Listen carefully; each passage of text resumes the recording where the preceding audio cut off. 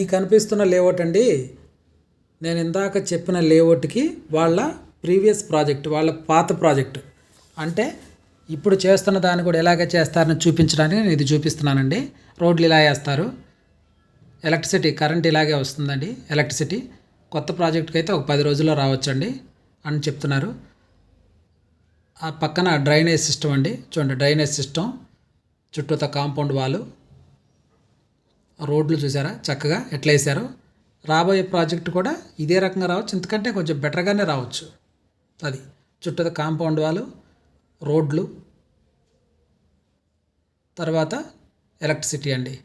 తర్వాత ఇది DTCP layout MUDA project, Machilipatnam urban development authority MUDA approval plots అండి ఇవి.